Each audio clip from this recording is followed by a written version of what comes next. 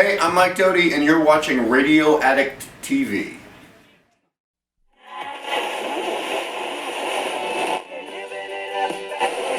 Or lease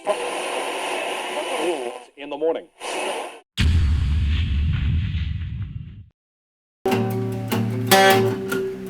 There were a lot of them. There was a bloody fight next door. There was a crack stem.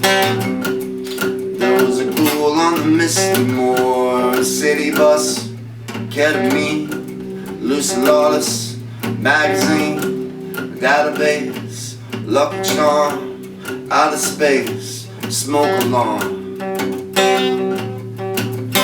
Light will keep your heart beating in the future. Light will keep your heart beating in the, keep your heart beating, keep your heart beating in the beating and the, keep your heart beating and the beating in the future.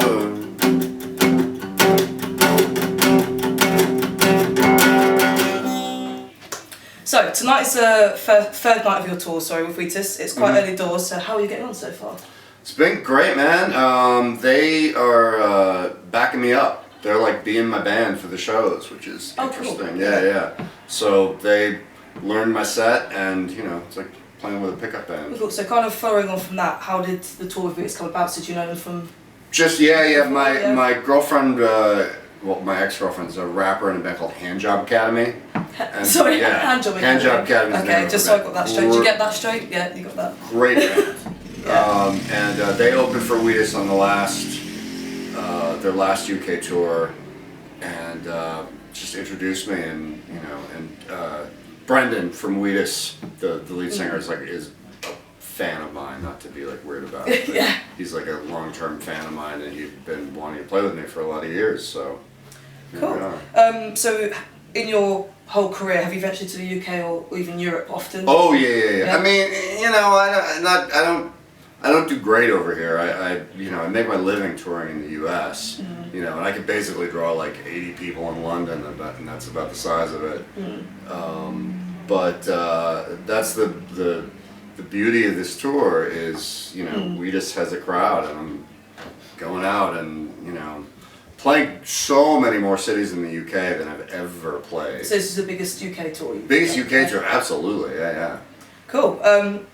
So, moving on to your career span. So I was researching your work, and in the past 15 years during your solo career, you've released a mixture of 17 EPs, studio and live albums. So that's more than one a year, is that right? That's a lot.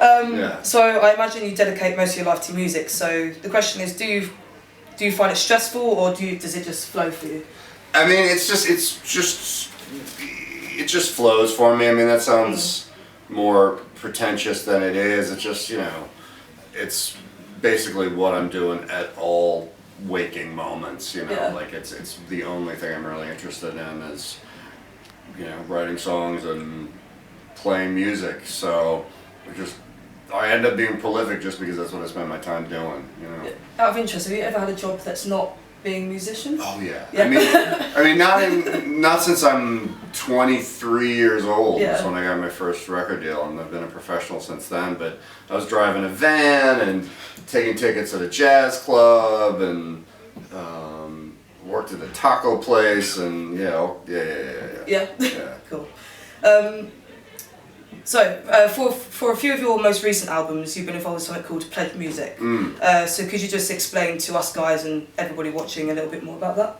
Pledge Music is crowdfunding, which means that people, if they're interested in you, they give you money to fund the creation of the album, and in exchange there were like videos put up of every day in the studio, and then there was weird stuff like I would like I had a mug collection, and somebody, you could like bid on my mug collection.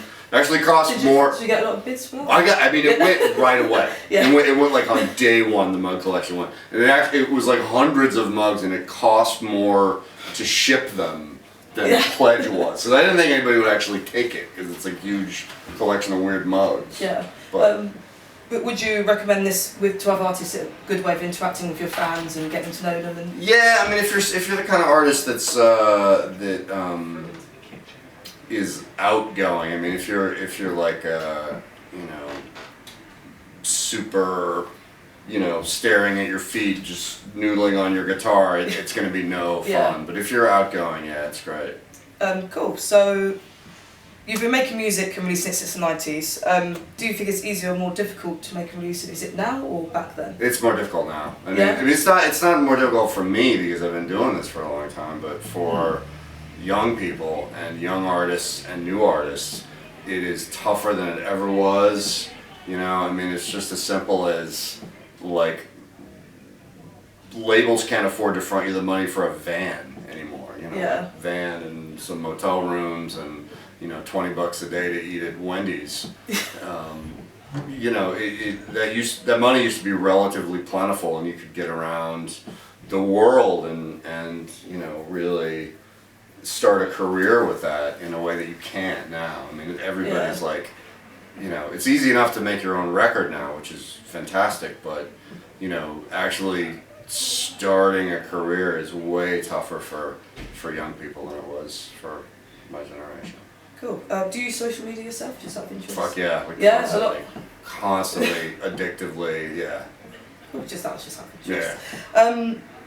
So, not only have you made all these albums, but you've also written books. Yeah, a couple of them. So, what I'd like to talk about, the inspirational one you wrote is The Book of Drugs. So what inspired you to write this book? You know, it's one of those books where a guy does a bunch of drugs and then stops doing them.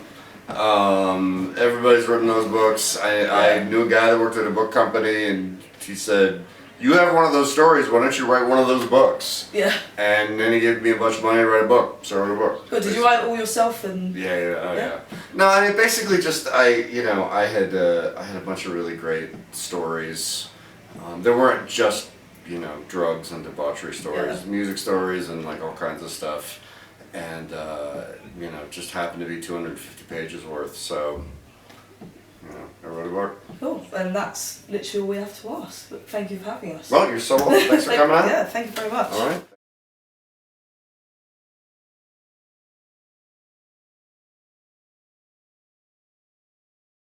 When I say Kanye West, you say? Oh, fuck that guy. When I say David Cameron, you say? I'm gonna say fuck that guy, but I don't, you know, that's Cool. pretty much uninformed.